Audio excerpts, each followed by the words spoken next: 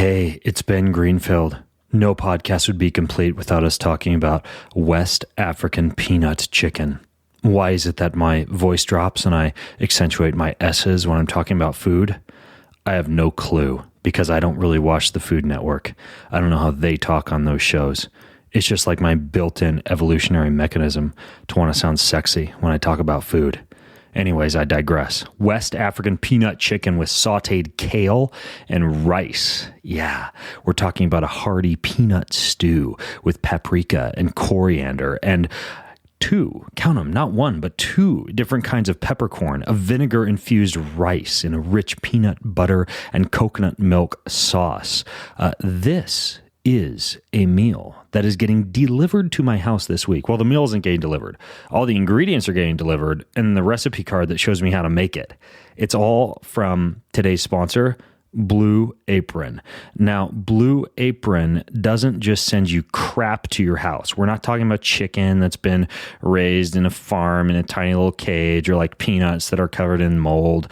No, they actually get all their beef and their chicken and their pork from responsibly raised animals. Their seafood is sourced sustainably. Their produce is from farms that practice regenerative farming, and they send these meals to your house with recipe cards. Then you just cook them. It's less than $10 per person per meal, super easy. And to get your first 3 meals totally free from Blue Apron, along with a freshness guarantee, that means there's not going to be any nasty mold growing on your food, you go to blueapron.com/Ben. That's blueapron.com/Ben. First 3 meals free. I'm telling you, you got to try the West African peanut chicken with sauteed kale and rice.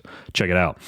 This podcast is also brought to you by the Human Charger. So the mechanism of action of this tiny little biohacking device is that it emits light that interacts with the photosensitive areas of your brain when you stick the little earbuds that come along with it into, of all things, your ears. So when you do that, you release serotonin, you release dopamine, and you release noradrenaline. And all of those help with mental alertness and mood and energy levels, and even to reduce the effects of things like jet lag and poor sleep. So the proteins that are on the surface of your brain are very similar to the ones found in the retina of your eye. And with better living through science, or a little gadget like this, you can actually shine light on those photoreceptors and do some pretty cool things to your body. So it's called the Human Charger, and you can check it out at humancharger.com/Ben. Go to humancharger.com/Ben, and when you go there, you can use code BFitness for 20% off. I've been using this thing since 2015. That means almost 2 years. I've been blasting my ears with light. I swear by it, especially in the winter and especially when I'm traveling. And again, you get 20% off. Go to humancharger.com/Ben and use code BFitness for 20% off.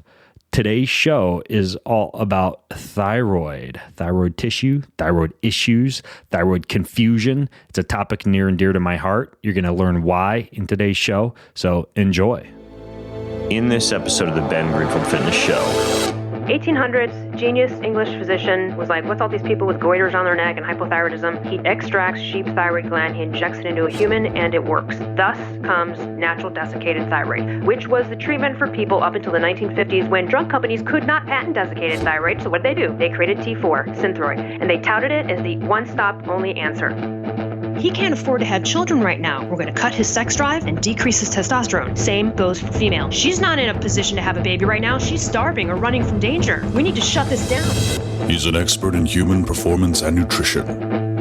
Voted America's top personal trainer and one of the globe's most influential people in health and fitness. His show provides you with everything you need to optimize physical and mental performance. He is Ben Greenfield. Power, speed, mobility, balance. Whatever it is for you, that's the natural movement. Get out there. When you look at all the studies done, studies that have shown the greatest efficacy. All the information you need in one place, right here, right now, on the Ben Greenfield Fitness Podcast.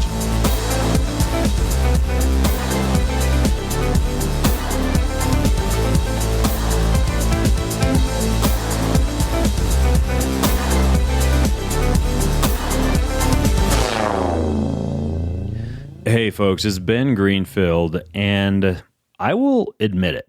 I have thyroid issues, and I've had thyroid issues pretty much ever since I went through about a 12-month stint where I combined what I would say is called extreme ketosis. We're talking like a 90% plus fat-based diet without like cycling carbohydrates in or anything like that, just full-on fat-based diet for about a year. And I combined that with really hard and heavy training for Ironman triathlon. Now, granted, a big part of this was for a study that I participated in called the FASTER study over at Dr. Jeff Volek's laboratory, which at the time was at University of Connecticut, where we were trying to see like what would happen to the human body in terms of fat oxidation rates and becoming a fat-burning machine when you essentially restricted carbohydrates pretty intensively and combined that with a lot of endurance exercise. And sure enough, I became a really intensive fat-burning machine. But at the same time, since then, I've actually had to battle rock bottom, relatively rock bottom T3 levels and really high TSH, thyroid stimulating hormones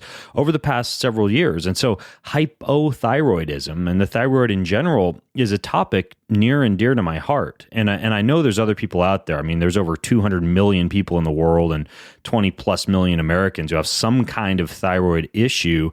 And 60% or more of those are undiagnosed or completely unaware of their condition.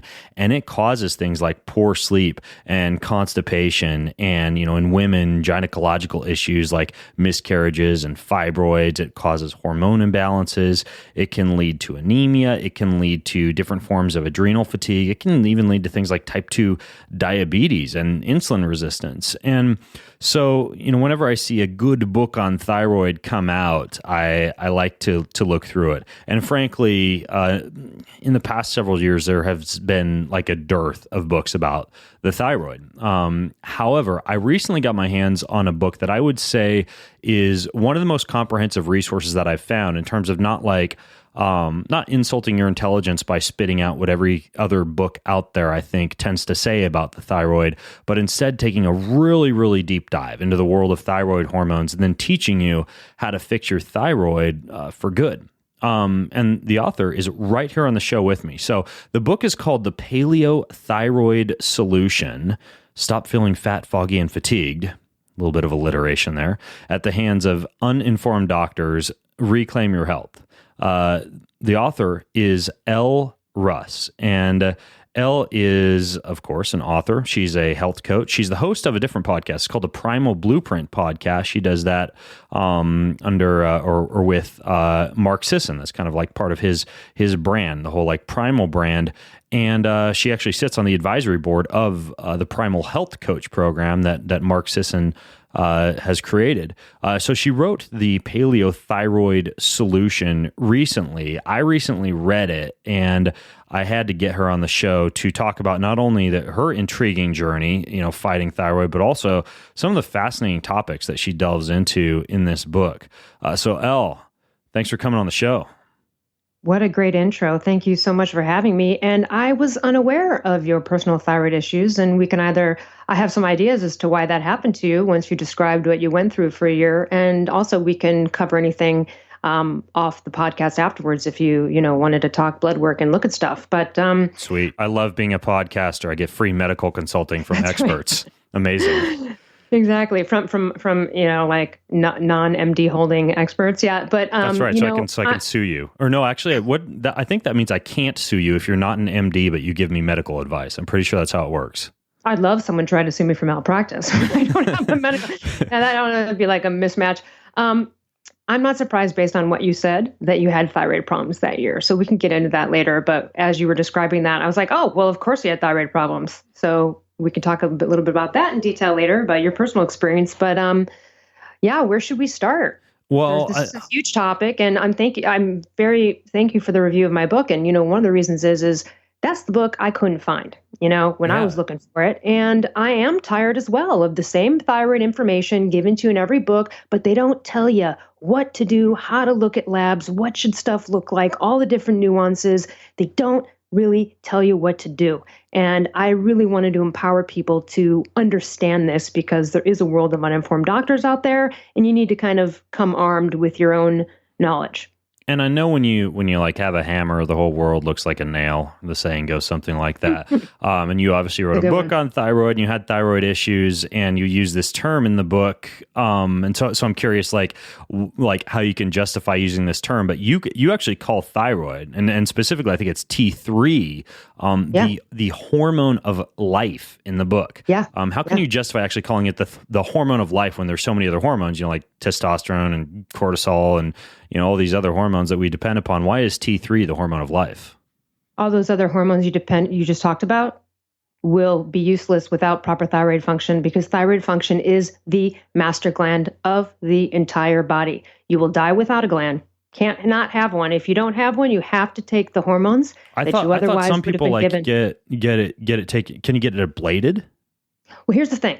So the people who have their thyroids removed, couple scenarios: thyroid cancer, cut it right out.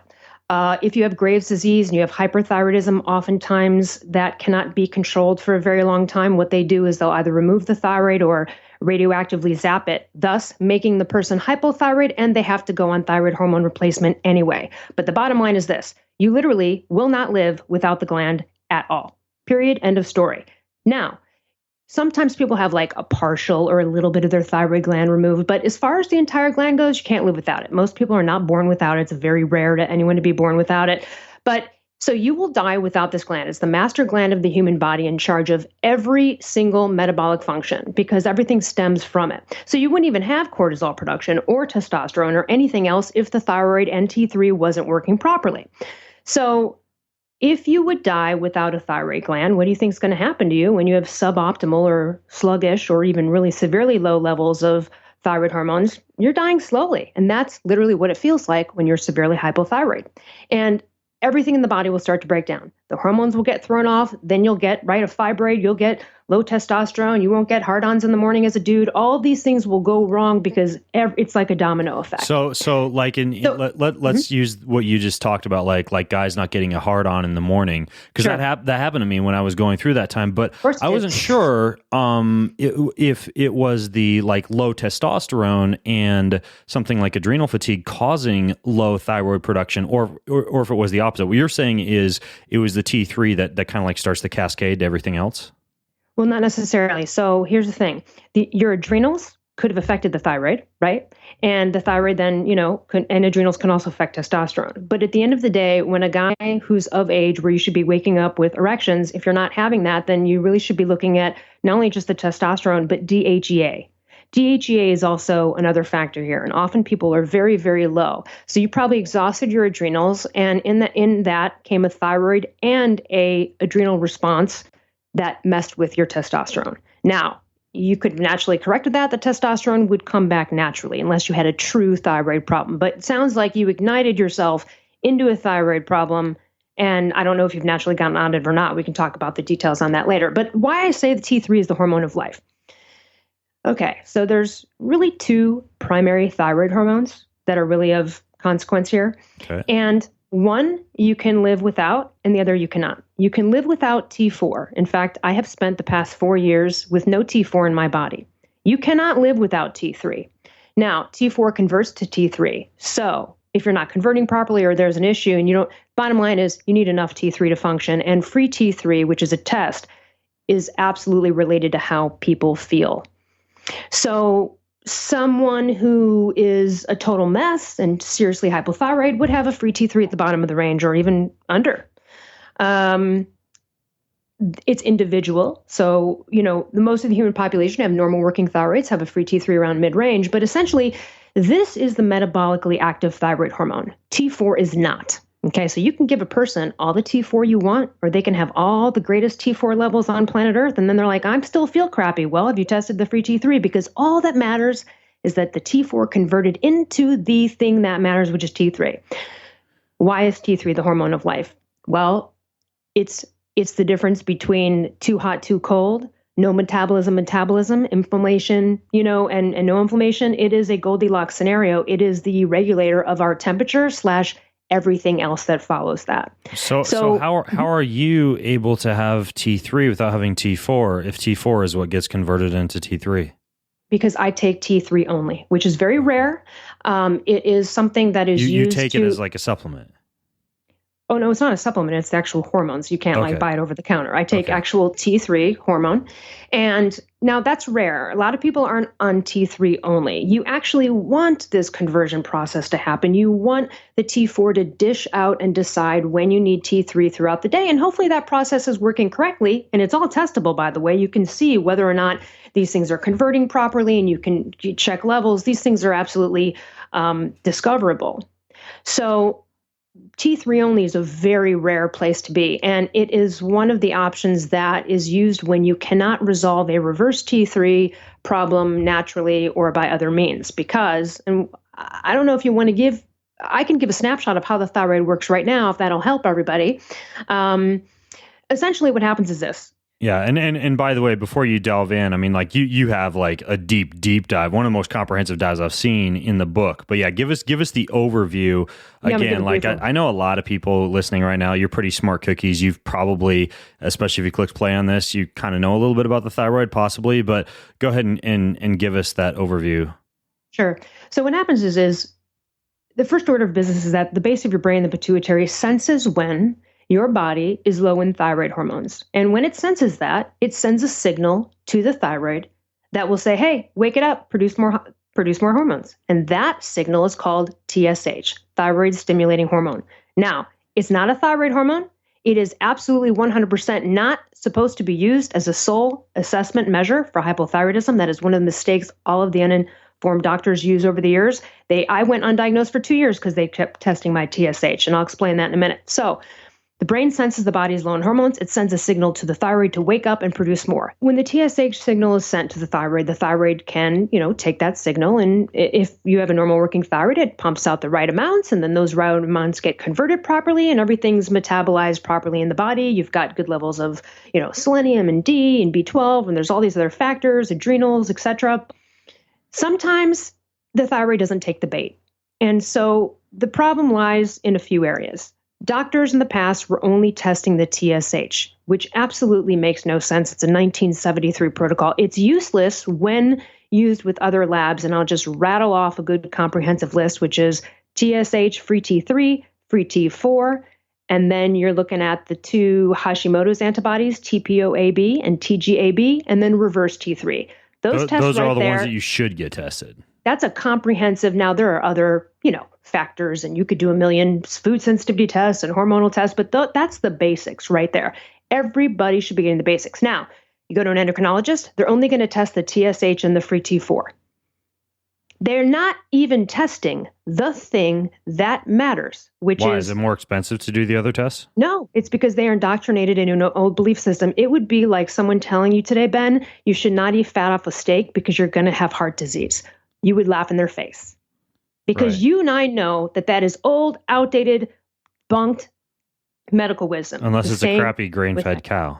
That's right. But it's the same with thyroid hormones. The doctors that are in the know are up on the latest, and the doctors that are not, including endocrinologists, who are the most indoctrinated. And I suggest nobody go see an endocrinologist for your thyroid health. They want to see everybody's free T3 in the middle of the range, if they even test it. Most of the time they don't test it, and they happen to be quite ignorant on a lot of the subjects surrounding thyroid health. Whereas functional medicine doctors, DOs, integrative doctors, and anti-aging doctors, those are the people that are usually up on the latest and understand how to take and evaluate and assess these tests. Is there a directory somewhere that people could use if they wanted to actually find a doctor who they didn't have to tell to run those tests, but the doctor would actually know to run those tests? Is there a practitioner directory or something like that where if somebody's listening, they could actually find the right kind of doc?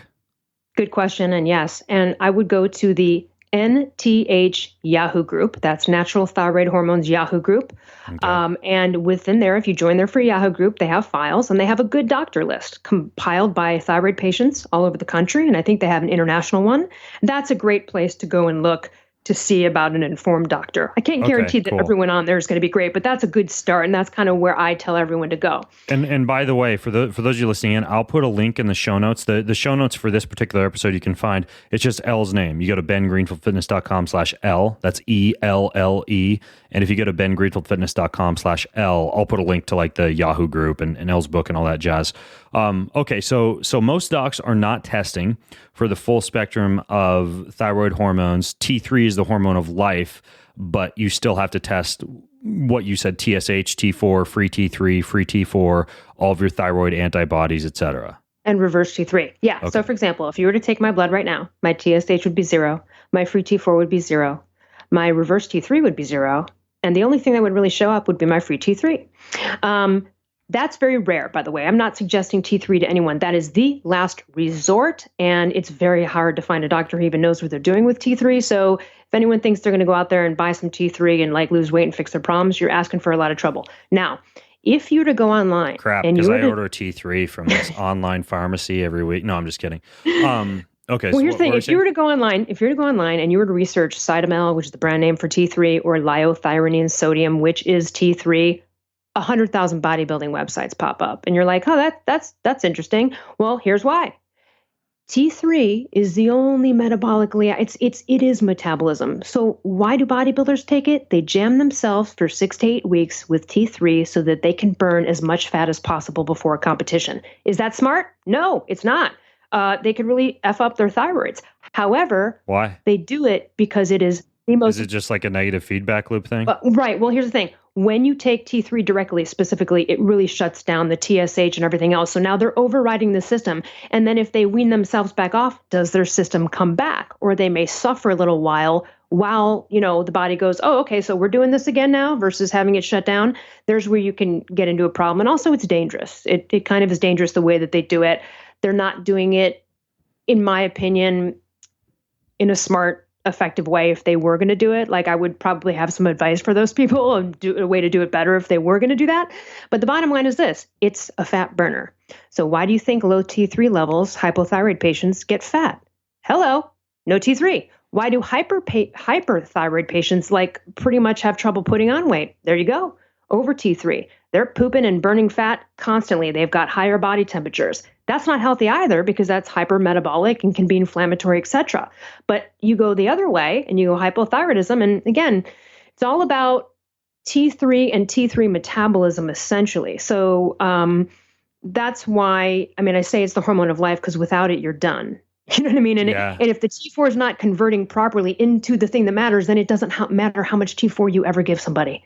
Well, as much as I am a fan of lurking on bodybuilding forums and taking the advice of bro heads, that kind of makes me think, if so many of these people are using T3 as a way to get a nice body or to burn more fat, what about eating thyroid gland? Can you order and eat thyroid gland like you can order kidneys and liver and stuff like that? Well, desiccated thyroid gland is thyroid hormone replacement in the form of natural desiccated thyroid, or NDT. That's what natural thyroid hormone is. You mean the capsules? Not something you can get over the counter. If you're talking about a glandular, there's glandulars where they might chop up a little bit of adrenal or chop up a little bit of thyroid. But for the essential, natural desiccated thyroid is sort of the best option for a majority of patients. It's natural. And you have to have a prescription to get that. You can't go to Amazon or other websites and get a desiccated thyroid. You can order it online without a prescription, but you have to seek out and kind of look around a little bit further, because, there's a lot of BS, by the way, there's a lot of BS supplements out there, T3 power. And you're I'm taking T3. No, you're not. The most important element in any of those supplements is selenium. And why is that? Because selenium is ultimately responsible for the conversion from T4 to T3. I've actually noticed that when I've gone to super supplements or GNC, and you go and you grab the bottle that says that it's the thyroid booster, the thyroid support. Usually it's a Coleus forskolli is one that I see in there a lot, and then selenium, like you mentioned. Usually iodine is in there, a whole bunch of B12. But when you look at the label, there's no actual thyroid in most thyroid supplements. It's mostly a bunch of stuff that supposedly, theoretically, not according to peer-reviewed clinical research, but it's supposed to support the thyroid. It's like a shotgun of stuff that the thyroid supposedly uses, right? Well, certainly in vitamin D and selenium and B12, of course, there's all of these things that synergistically, there's, it's not just thyroid hormones. You could literally give a person all of the correct thyroid hormones, but if they have low ferritin, low iron storage, or adrenal insufficiency, then they're not going to do well. They're not going to be able to act. Here's why. You can give someone all the hormones, no matter what hormones they are, all you want, unless they are being properly metabolized and distributed and getting into the cells. So back to the TSH and the way things work. Throughout the day, what normally happens is your body, your thyroid, if you're normal, dispenses about 80% T4, about 20% T3, and about 40-50% of that T4 will be converted into T3 throughout the day as you need it. Whatever is not used of the T4 gets flushed out through a system called reverse T3. And that's a natural, that's why I have no reverse T3 results, because T3 does not convert into reverse T3. Well, what is reverse T3? Why is it important? It's really, really important, and this is probably what happened to you. Yeah, that one's kind of confusing for a lot of people, reverse T3. It is confusing. So now we know, okay, it's this way where excess T4 is flushed out through the body. Why do we have that there? Here's why. Reverse T3 is literally the marker of wellness and unwellness in most people. For example, if you have horrific morning sickness as a pregnant woman, likely you have elevated reverse T3. If you have just gone to a huge car accident and went through a lot of trauma, your reverse T3 is going to probably be high. Why is that?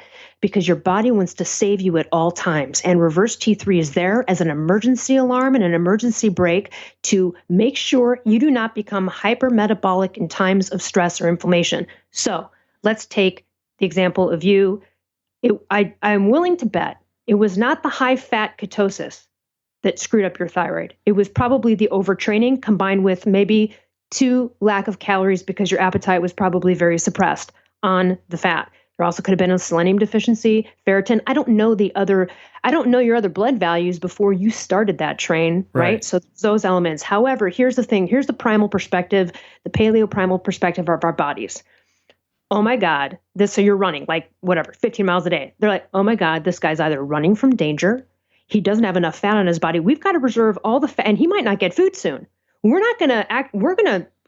T4 is going right to the reverse T3 because we don't want to increase his metabolism. Oh, okay. So it's down regulating metabolism. That's right. Not only that, he can't afford to have children right now. We're going to cut his sex drive and decrease his testosterone. Same goes for female. She's not in a position to have a baby right now. She's starving or running from danger. We need to shut this down. So it's like an ancestral mechanism. It's a wonderful saving mechanism for us. Right. That is why, and then I'm just going to cut you really quick. We don't have to get into a whole conversation on T3 only, but that is why being on T3 only is a pain in the ass to manage and difficult and not optimal, because you're making literally, how can I decide what my body needs at what times? There are certain things I can measure temps and, symptoms and go by pulse and things like that. And that's how I can manage T3. However, when we think about this sort of like slow release mechanism, that is T4, which is a storage hormone and a prohormone, that's a better system, right? That's more elegant. It's choosing for me. And if it's choosing correctly, then I'm getting all of the right amounts of T3 when I need it, and I'm not getting any more or any less. Now, I gave myself hypothyroidism by chronic exercise. I'm pretty convinced because it doesn't run in my family. And, now that I look back and see what kind of life I was living, I was a sugar burning, eating every 2-3 hours zone, South Beach type of philosophy. Mm-hmm. And I was doing a crap load of chronic cardio, probably became iron deficient at one point. And I knew I was selenium deficient at one point. All of those things could have just caused me to get a thyroid problem, but it was probably the body saying, you're starving. And so in that sense, we call it like euthyroid 6 syndrome. Starvation can absolutely increase reverse T3 and cause a thyroid problem. So a lot of people who extreme dieting, do you know what I mean? Right. Yeah. How long ago did this happen to you? So I'm 43 and it happened to me when I was 30. And then I had a second bout, a reverse T3 problem like 6 years later. And both I had to absolutely correct myself without the help of a doctor at all, which is why I wrote the book, because that's unacceptable to me.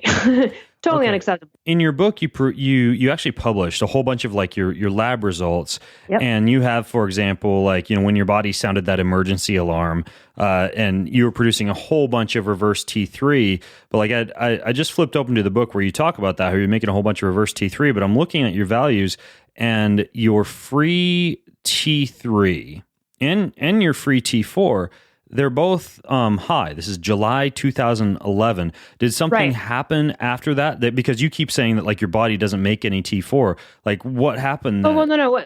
those results are from when I was on natural desiccated thyroid. I was on T4 and T3 at the time of that table that you're looking at. So what was it that caused your body, like what led to you having to take this supplement to get your free T3 and free T4 up? Was it just this overtraining and undereating that you were talking about? No, the reverse T3 problem was separate. I was already on natural desiccated thyroid, doing quite well after many years. I had already solved it. However, I was still a sugar burner, was not aware of, getting fat adapted and following this train. So I was still in an overexercising, I had an extremely stressful year preceding my reverse T3 issues. That severe stress normal people who aren't even on thyroid hormone get reverse T3 thyroid issues going through major stress and adrenals. So, and the answer is not always thyroid hormone. Sometimes the answer is fix the adrenals, decrease the stress, and the whole symphony gets back in. Again, the body's sensing a stress of some kind. And again, the stress could be chronic underlying infection like Lyme's disease, any kind of acute infection or stress that's going on in life can screw up a thyroid. So it doesn't have to necessarily be like a thyroid assault specifically. It can just be life or overexercising. So when I got the reverse T3 problem, I believe it was just a cascade of things. I later found out I was selenium deficient. Everybody who's taking thyroid hormone, and people in general, really should shoot for 200 to 400 micrograms of selenium every day. That was something I didn't do. My iron dropped. There was a lot of things that maybe I didn't keep up with as a menstruating female over those years, and then, ran into this reverse T3 problem.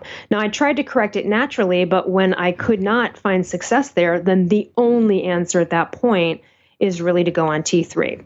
And that's because T3 doesn't convert into reverse T3. So the idea is you wean yourself off of the T4, it clears out of your body, you replace it with T3, those receptors. This is how we can look at reverse T3. Reverse T3 is like a guard that stands in front of the T3 cells and protects anything from going in it. Because it's like, we don't want his cells to be affected right now for whatever reason, right? So what we're going to do is we're going to block the cell receptors, and it's just going to pool in your blood, which is why if you have a reverse T3 problem, you'll show that you might even have a decent or high amount of reverse T3 in the blood of T3 in the blood. And so the only way to really detect a reverse T3 problem is to get reverse T3 and free T3 done at the same time, and we do a ratio between the two. And 20 or higher is considered healthy. So when I had a reverse T3 problem, my ratio was like 12. Severely hypothyroid, even though I was taking thyroid hormones every day. Okay, got it. Now, stagnant liver, you could do a liver cleanse and try to, get rid of a reverse T3. There's lots of natural protocols that can absolutely do it, but I just happened to try all of them. It didn't work. So reverse T3 is really there to protect us and to prevent us from becoming hypermetabolic in situations where that would be dangerous for us, if that makes any sense. And so for you, I'm not surprised. And this is what happens to a lot of people training for marathons, and marathon runners, often very thin, over-exercising.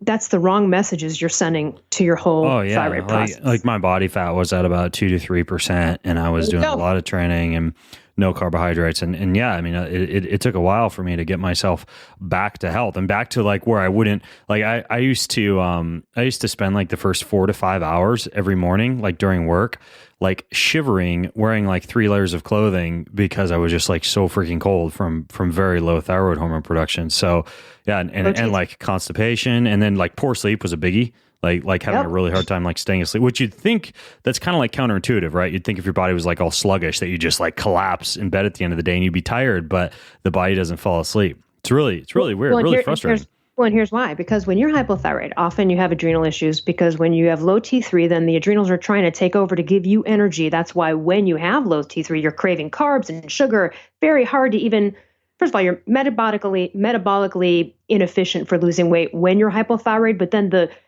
crapper is also that because you have low thyroid, now your body's screaming for energy. So you are like craving, and it's very difficult. So now I've got this like added extra horrible, like sugar addiction, food obsession issue going on as well, because your body's like, I need energy from somewhere.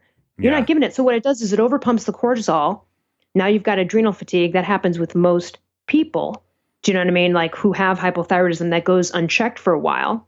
And so even though I had through the roof cortisol levels, I still do. Like my cortisol is really high. So like my adrenals never really like quit producing what they were supposed to produce. It's just like my thyroid hormone just pooped. Well, and here's the thing. So getting back to why you were having trouble sleeping. So often people have these cortisol issues. You'd think, you're sluggish and you're sleepy all the time. Then why can't you go to bed if you have hypothyroidism? I never had issues sleeping, but people who did usually have a combination of low and high cortisol. And what happens is they might start to feel a little bit of pep and better after 6 p.m. And then they have high nighttime cortisol and can't go to sleep. Yeah. So that's where the sleep comes in. It's adrenal related usually. Okay, got it.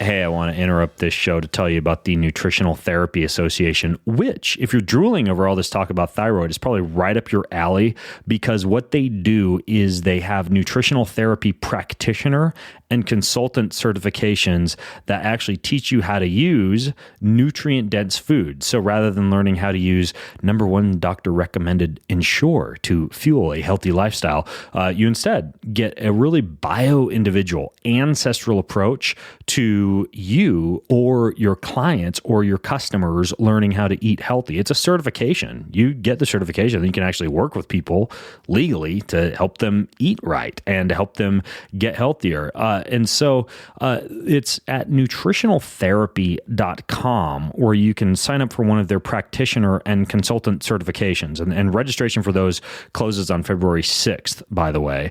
But you can also go to their conference. It's called the NTA conference. And guess who's speaking there? Yours truly. March 3rd through the 5th. That's in Vancouver, Washington. And tickets for that are on sale now. So for that, you could just go to bengreenfieldfitness.com/NTA and you just register, tell them I sent you. They'll give you the white glove treatment and you can come party with me in Vancouver, Washington in March. Or you could just go to nutritionaltherapy.com and get the certification without the party. This podcast is also brought to you by ZipRecruiter. So this is pretty much the place to go if you need to hire somebody. And the reason for that is because you could spend copious number of hours of your life posting your job description to 200 plus job sites that exist out there, from everything like social media networks such as Facebook and Twitter to all these other job posting websites. Or you could have ZipRecruiter in one fell swoop do it all for you for free. And that's what ZipRecruiter does. They let you quickly screen candidates, rate them, hire the right person fast, and find anybody in any city or industry nationwide. I think I'm going to make up that word though. Any citistry nationwide. And you just let your qualified candidates roll into ZipRecruiter's easy to use interface, and voila, you all of a sudden have all those helpers and employees and interns that you need. Here's how to do it for free. Go to ziprecruiter.com/first. That's ziprecruiter.com/first. I am enunciating that for you so you don't forget. ZipRecruiter.com/first. And that's it. Back to today's show.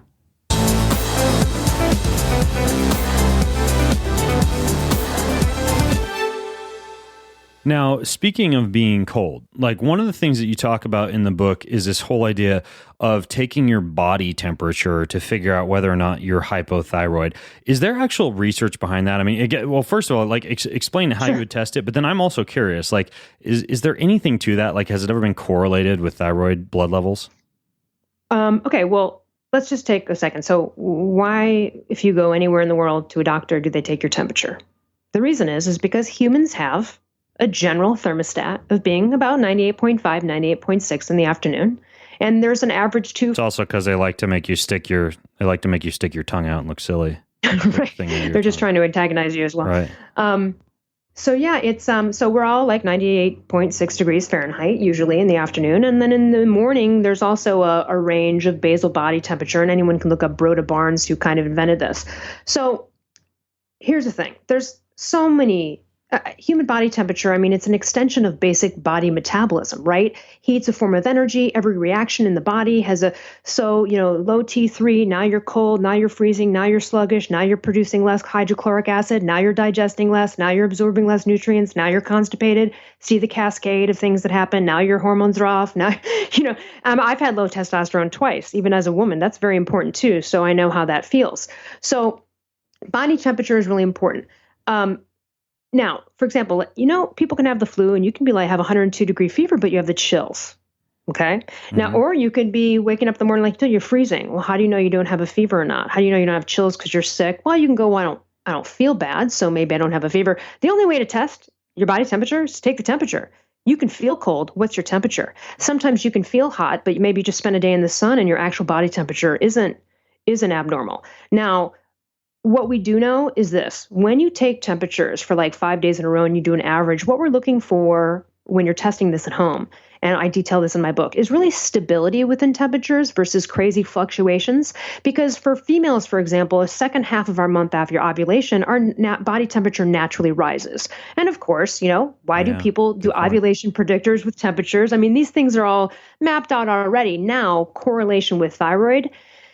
Obviously, there are a million things in this world that can lower or increase temperature, but assuming the person is a generally healthy person with no acute crazy infections and diseases, and they're just having hypothyroidism, one of the ways to either see if you have adrenal issues or hypothyroidism is to test at home, and you can really do this with body temperature and go, okay, I think this is suspect, and then go from there and actually get tests. The other thing that we use it for is it's imperative when it comes to increasing and getting and reaching your optimal dose. When you start thyroid hormone replacement, you don't just take your optimal dose. You graduate up to what that is. And along the way, when you take temps, you can kind of decide, am I closer? Am I too far? For example, I've been hyperthyroid before. When I was hyperthyroid, my basal body temperatures indicated that. They were 98.3 in the morning. That's at the top end of that range. That's pretty suspect of hyperthyroidism. The other thing, too, is in the afternoon, I'd be like 99 degrees. So not to mention my pulse. So there's a lot of different ways to assess, am I on too much? Am I on too low? Versus just looking at lab results, because everyone functions at different T3 levels. Like my friend Kara functions really well when hers is towards the top of the range. I know someone who functions well when it's just mid-range. Everybody's individual, but you can assess labs with symptoms and also temps to get a fuller picture. So that's how temperature is involved. And then also just in general, when you're too cold, you've got mitochondrial impairment. There's not enough energy being created. When you're too hot, too much energy being created, right? It's a Goldilocks scenario. What kind of thermometer do you use? Is there a certain thermometer that works best for doing yep. You have all your instructions in the book about how to run yourself through the whole body temperature protocol, but what kind of thermometer do you use? Mm-hmm. I mentioned in the book, do not use a digital thermometer. Patients have found out that those are just unreliable and not as accurate. And since we don't have the old school mercury thermometers anymore, there's something very similar called a Geratherm thermometer, Geratherm. It's like $3 or $10 anywhere, Amazon or, the local Walgreens. And it looks kind of like a mercury where you have to kind of shake it down and it's got that ball at the end. And what you really need to do is hold it under your tongue for 7 minutes, but you get more accurate temps this way. And of course, I detail the protocol in my book. So temperature is really important, not only as you're increasing your optimal dose, but really, let's say you're on thyroid hormone and you're feeling something's off. Well, you can take a couple weeks of temps and kind of gauge what's up. Yeah. There are people that need a little bit more thyroid hormone in the winter and a little bit less in summer. And there's lots of nuances. So temps is always a great way to go. Now, there are some nuances to this. There are some things that make temperature really high. There's adrenal issues and iron issues that can make temps high when it's not indication of hyperthyroid. And there's a lot of variables there that I don't know. It's basically giving you kind of a clue. It's given a great clue, not only for thyroid status, but adrenal status as well. Yeah. I track my temperature every day. I actually use a ring now. Have you tried one of these, the Aura ring? Yeah. No, I haven't. It measures your temperature 24/7. So I can wake up in the morning and it'll be like, hey, your body temperature peaked at whatever, 4 a.m. last night, and it usually peaks at 2 a.m. This can be a sign of overtraining or under recovery. And so on this day, it'll set your recommended number of steps lower or tell you that it needs to be an easier recovery day. It's kind of cool. It's skin temp. It's not this Geratherm thermometer that you're talking about, but that's what I use now. And it's really interesting. It's just it's just constantly measuring body temperature. And it's another thing that's a great resource is, aside from the thermometer, I'm a huge fan of continuous heart rate monitors, particularly when it comes to thyroid dosing. You just walking around with a strap around your chest all the time? No, I just do the wrist one. They have the wrist ones now that are pretty damn accurate and good. Well, this ring does that too. Oh, nice. I'm not trying to turn this into like an advertisement for a ring, but Sure. it does my heart rate too. But you talk about a whole bunch of other vitals that you track or that you recommend tracking that go above and beyond just temperature, like other things that whether you're fixing your thyroid or whether you're trying to figure out if you have thyroid issues that you personally recommend tracking, like which vitals you track in addition to just temperature.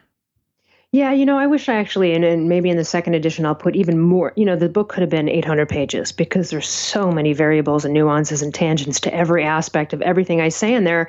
And I would love to have gone into more detail on this. But for example, I track pulse, blood pressure, and temps. So you're looking at heart blood rate. pressure? Does blood pressure respond to thyroid? Yes, it does. So, for example, a lot of people who are misdiagnosed, who are treated with uninformed doctors, are like on blood pressure medications, statins, antidepressants, by the way, all related to thyroid. Thyroid affects the brain. If you think you are having depression or bipolar issues, check your thyroid first before going on a Prozac or something like that, because it won't last longer than 3 months. You're going to be back to the same problem. Same goes with blood pressure and any kind of cholesterol issues. Those are always resolved once your thyroid gets fixed. So this is another problem too, about people going into a doctor, right? They're like, oh, you're depressed. We'll put you on an SSRI. Oh, you've got horrible cholesterol. We need to put you on statins right away. They're not even looking at the thyroid. And that is the master gland. It controls everything, right? Because it's controlling our metabolic process, how every organ functions. So of course, you're not going to be processing fat correctly when your body is at 96 degrees, which mine was constantly all day when I was severely hypothyroid.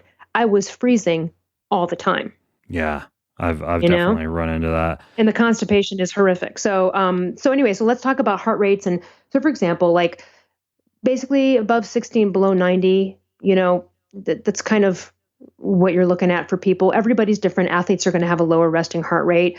But for example, the normal heart rate for an average person might be between 70 and 80. So for example, for me, when I was on too much T3, like I might just be hanging out talking to you right now and my pulse could be like 96. That's insane. That's stupid. How much T3 were you taking? Like what's the actual amount? How's that measured? That actually has nothing to do with it. It's because too much for me is what it really was. Okay. Because there are people that can take 175 micrograms and that would like kill somebody, or you could take 30 and be fine a day. So it just depends, on individually. But for me at the time, and that's how I noticed I started to become really warm. I was like, oh, I'm too warm. And then I noticed my pulse, and I also noticed a level of anxiety because when your pulse goes up and then the cortisol and the adrenals, right? So I was kind of like on edge. When you're hyperthyroid, not only are there overstimulation symptoms with pulse and things like that, but there are overstimulation symptoms as well, like with feeling aggro or agitated, or do you know what I mean? There's other things that you can tell whether you're overstimulated. So that's why pulse and heart rate and things like that are normal. And I just feel also it's great to get a good baseline for people of where they're at before they start, where they're at midway, and when they finish, then you kind of know what's right for you. Do you know what I mean? And so, for example, when I lowered my T3 and then my pulse went back down and temps went back down, totally different ballgame. Also, you can be hyperthyroid and feel chilly because you essentially are mimicking a fever into your body. You know what I mean? And then that causes inflammation. So getting back to just anyone out there who's thinking they're going to take T3 to lose weight, good luck. You'll run into problems. You'll screw yourself up, and you can actually get fat. So you'll have something to say in the bodybuilding forums because everybody's got to pipe in there with their own N=1 story. Otherwise, you're just useless on the forums, and your little avatar of the biceps just is not going to have any credence to it. So that's the one exception. I'm just saying you got to mess around with some form of like self experimentation if you want to be taken legit on those bodybuilding forums. Anyways, though, we digress. You mentioned one thing out there. I just want to throw one thing out there. So, for example, like a low heart rate or low normal, but a raised blood pressure and lower temps. That might be an indication of hypothyroidism, okay?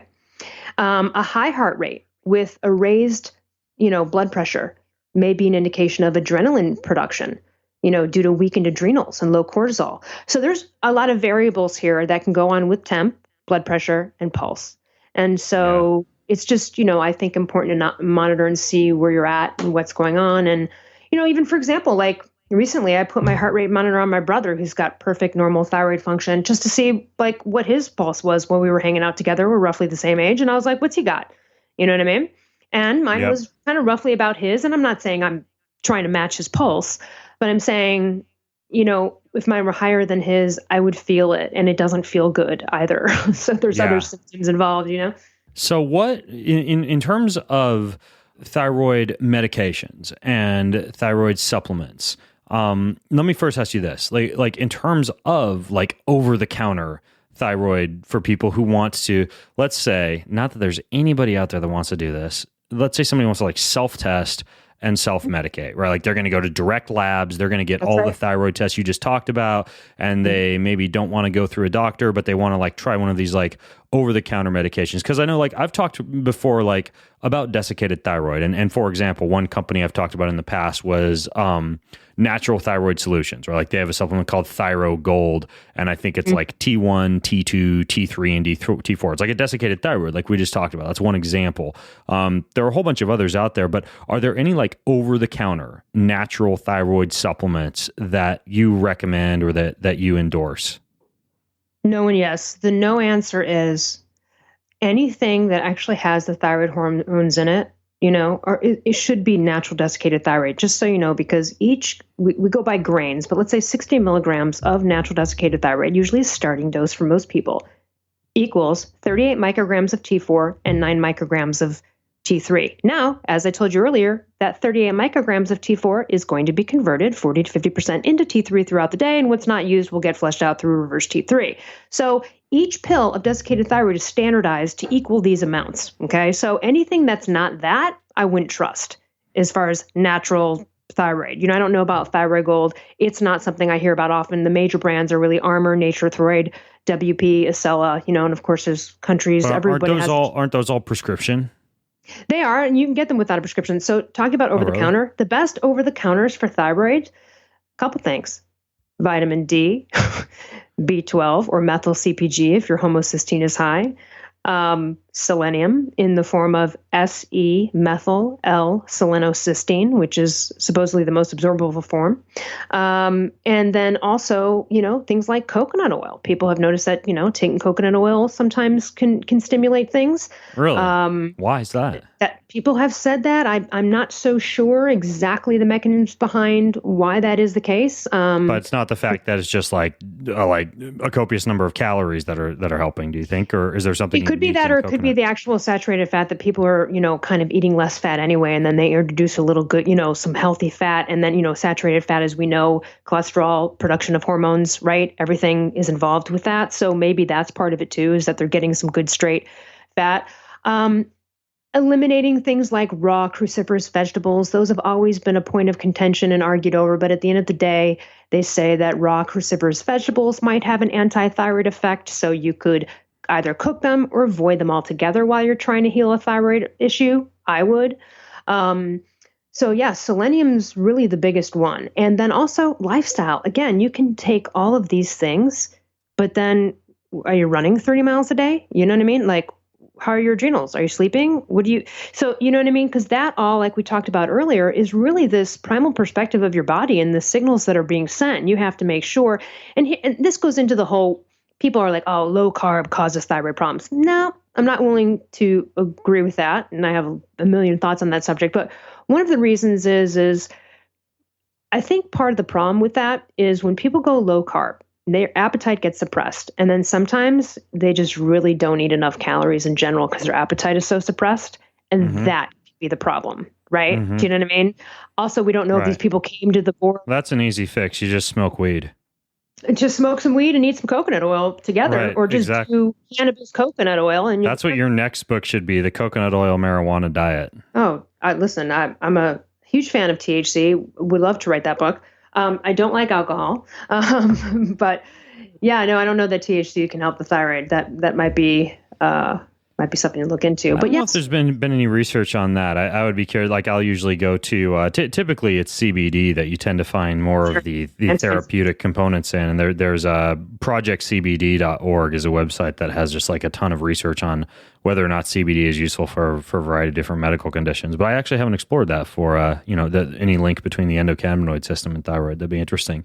I just did a whole interview with Stuart Tom from CB Sciences on CBD and fat burning. They're discovering some new elements there, and that's recent on our podcast if anyone's interested. But yeah, CBD for anti-inflammatory, that could always maybe be an assistant. Most people who are hypothyroid are inflamed in some way. Yeah. And again, this goes back to, so everything slows down, sluggish, nothing's being processed right, constipation. And so now what do you have? Insulin resistance and type 2 diabetes.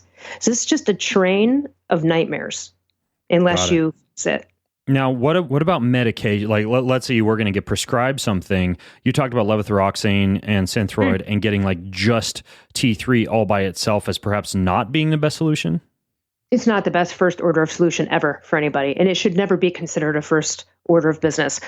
Now, here's the thing. You go to an endocrinologist, you go to an uninformed doctor, the first thing they're going to suggest is Synthroid or T4 only or levothyroxine. Now, let's just look at this for a second.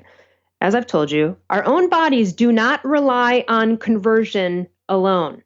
Our bodies actually pump out some T3, okay? So right off the bat, that's just not endocrine mimicry anyway. Can it work for a lot of people? Yes. It often fails a lot of people. And I'm going to say this to everyone out there on levothyroxine or T4 only, with levothyroxine's generic name, Synthroid's brand name. The doctor in my book said one thing about that, which is he will never, ever prescribe levothyroxine generically. He only prescribes Synthroid because he has seen that with that particular medication, the brand name is far superior.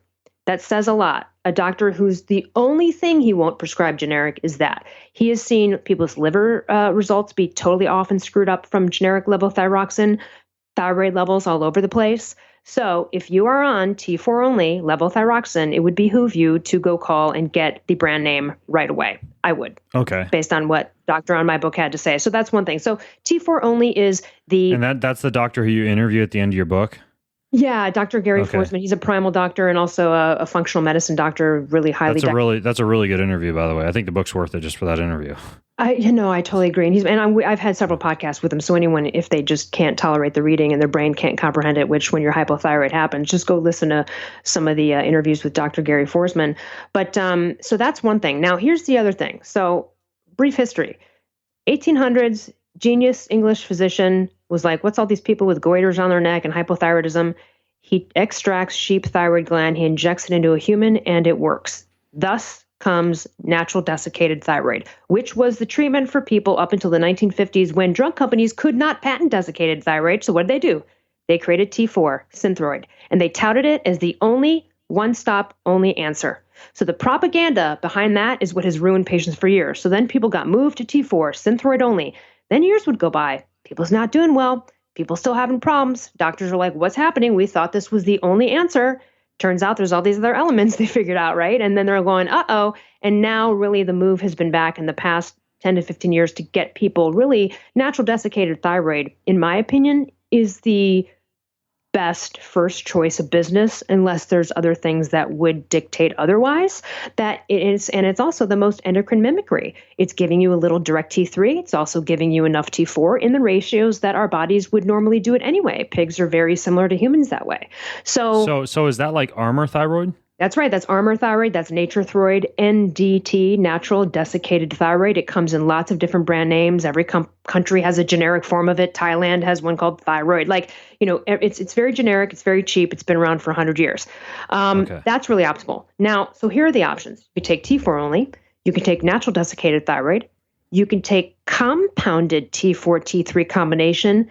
That would be, because you cannot separate the hormones in natural desiccated thyroid because they kind of come locked in that ratio, but you can, to the microgram, adjust synthetic T4 and T3. So there are some patients who have compounded T4, T3 to couture to them specifically. And these are people that really either are allergic to fillers or have issues with fillers and certain pills like natural desiccated thyroid might have some, or because their doctor really needs to adjust it to the microgram or two. The only way to do that is through a synthetic T4, T3 compounded scenario, or there's T3 only. So there's really four main choices.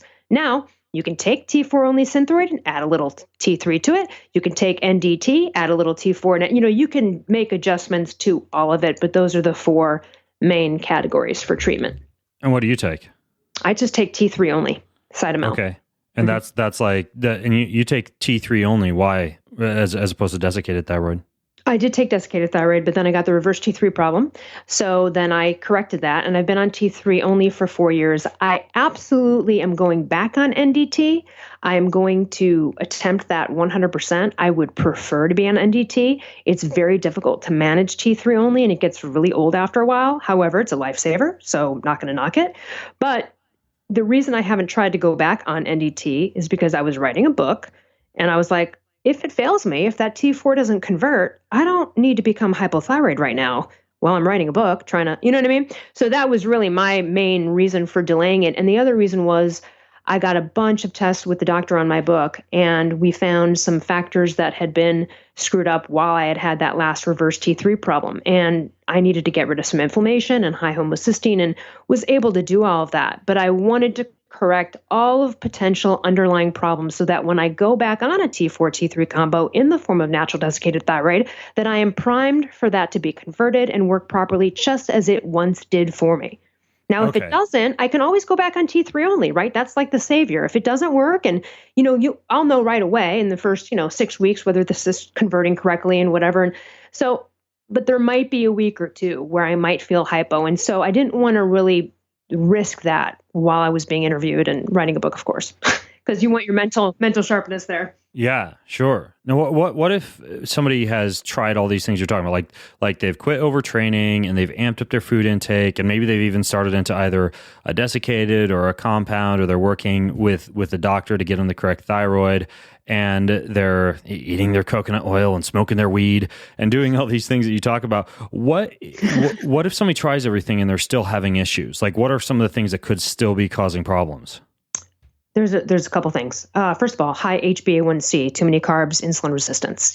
Do you really have it? HbA1c being like the 3-month snapshot of your blood sugar levels. That's right. You want it to be 5.2 or lower. And if it's not, you're looking at having to adjust carbs. Mine was 5.7, which was pretty pre-diabetic. So that had been lingering. Even though I went paleo primal, I still, for me, didn't lower the carbs enough to resolve that. So that was something that... Now, a lot of people will think that's counterintuitive. Like you're saying, eat fewer carbs to fix your thyroid.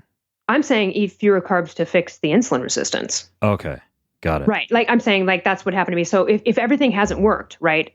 Well, first of all, medication should work. But if everything has not worked, what I said in the book, there's so many underlying factors. For women, the number one is iron storage, which is ferritin. It should be between 50 and 100. If it's not, you're likely a candidate for iron supplementation. That can screw up a thyroid. If you don't have enough iron storage, no matter what thyroid hormone you take or no matter what thyroid hormones your thyroid is dispensing naturally, it will not get to go and where it needs to go without proper ferritin. So ferritin, B12, vitamin D, these are all things that are very important and underlying in this process. So you got to look at those things if nothing's worked. The other thing I say is look at the insulin resistance, because people might be like, well, I'm eating low carb and I'm eating paleo primal paradigm, but maybe it's not low carb enough to nip that in the bud over there.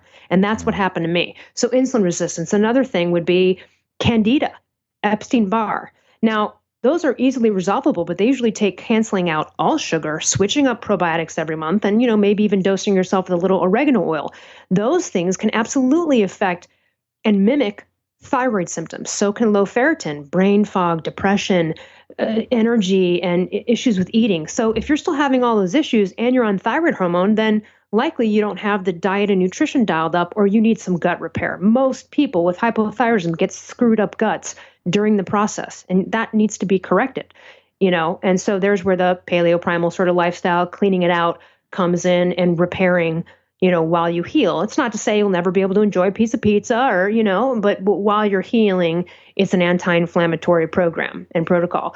So there's that. There's like Candida, Epstein-Barr. I, for example, had something called excess fibrinogen.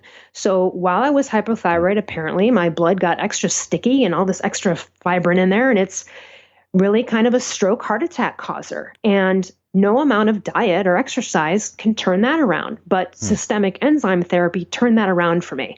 Would that be like WOB enzymes and proteolytic enzymes, things like that? Yeah, systemic enzymes like Vitals. Okay. I took Vitalzyme XE, the professional version, and my fibrinogen went from like 500 down to 300. And so now that stuff can be really useful for soreness too. I mean, they give it to all the Olympic athletes in Germany and Japan. I mean, if you look into systemic enzymes, they're very expensive, but I swear by them based on my experience. So I had horribly fibrocystic breasts and terrible PMS, and they're also used for inflammation. But I noticed that, I didn't take it for this, but I noticed that after a month of taking the systemic enzymes, my breasts were like amazing and perfect and no PMS at all. I couldn't even believe it. And I was like, what happened there? Well, the excess fibrinogen in my body essentially was, fibrocystic breast, fibroids, right? Right? There we go. So it's like I needed the brush cleaners of this, clean all of that out. And what fibrocystic breasts are is estrogen dominance. That often happens to women. We get estrogen dominance and you get low testosterone issues. And also estrogen dominance. There's some men who go through hypothyroidism, they start getting boobs and they're like, what is going on here? Definitely don't want that. And if that happens, call me. Definitely don't want that to happen to anyone. But so there's all these other factors that can be affecting. There could be food sensitivities. I took a food sensitivity test and chocolate or cocoa was number one severe intolerance. And it was the only one I had on the severe intolerance list. Bummer. I didn't know that. I never felt a difference between cocoa, but when I look back as a kid, I hated chocolate. Hated hot cocoa, didn't understand why anyone liked it. So that kind of is the tip off. And then also, it's just like, well, you can do as many tests as you want, but there might be some element here that can help. For example, I never had a problem with eggs. I don't have celiac. I'm not even technically dairy or gluten sensitive in terms of what blood tests will tell you, but I am affected by them. So, we have to go by both. You can do some diagnostics. I did an organic acids test and my serotonin was 0. Well, it looked as though the serotonin of a person who's up all night, stressed out, and, and I wasn't. I was sleeping every night, great. But I was like, all right, well, this is a problem. I have no serotonin. That has to do with weight issues and energy. And so there's all sorts of other things out there that can mimic thyroid issues. And that's why you have to take a comprehensive approach. And that's why anyone who just takes a pill from their doctor and goes, I'll just take the Synthroid and I'll be fine, you're asking for trouble because those things need to convert and get metabolized properly. But then you also have these other factors that can be inhibiting or taking you 2 steps forward, 5 steps backwards, low B12, low ferritin. So I detail all of this in my book, but again, those are some other factors that can come up where it's like, well, I'm still not better. I still can't lose weight. Well, it's like, look at the Candida, look at the HbA1c, maybe go get some more testing like food sensitivity or, for example, I'm not sensitive apparently on paper to anything, but I did have a genetic test done and someone pointed out that I had a genetic marker that said that I might have an issue processing high sulfur foods. And then I was like, oh, that's interesting. I do actually kind of have an issue with broccoli and garlic. Those are high sulfur. And someone said, well, do you have a problem with eggs? I said, no, I've been eating eggs all my life. It's fine. And I stopped myself and I thought, now that I think about it, there's been a few times where I've had eggs by themselves and I just felt kind of gross for hours afterwards. Not sick, not any major symptoms, just kind of like I just want this to digest and be over with. I feel gross. And then I thought, okay, well, maybe I should try cutting out eggs and seeing how that goes. I cut out eggs for a few months. And then I was like, let me see what happens. Reintroduce them. Nightmare. Distended stomach, like an Ethiopian starving child, bloated, gas, horrible. It was almost an instant, horrific reaction. Couldn't even leave the house. Again, nothing else was wrong. It was just as awful. And so sometimes it takes, a lot of biohacking and experimentation along with some tests to see what's right for you. You know what I mean? If you're eating chocolate every day. So of course, you've got to look at these things. And that's why I say a functional doctor, medicine doctor, or a DO or a anti-aging doctor is really what you want because they're going to be looking at all of these things. And so anyway, inflammation is one of those underlying things that sometimes can't totally be dissipated through diet and lifestyle, like my excess fibrinogen, but then you can get tested for it and then use other supplements to help that out. One thing that I thought was really interesting in the book is you say that you've seen situations where people's thyroid issues were totally fixed with chiropractic visits or acupuncture visits. What is the mechanism of action that would cause something like that? Well, I'm not an acupuncturist, but I will say this. When I was severely hypothyroid, I developed a fibroid and a polyp in my uterus. Now, when I went to the acupuncturist, she was the head of gynecology in Shanghai. And so this is like her specialty, and she's really famous in LA. And she said, I can get rid of this fibroid, but I'm probably not going to be able to get rid of this polyp. And you're probably going to have it operated on. And I was like, all right, that's interesting. She did get rid of that fibroid. And when I went to the doctor and they took a second ultrasound, they're like, oh, the fibroid's gone. I go, yeah. And so you think acupuncture is a bunch of BS?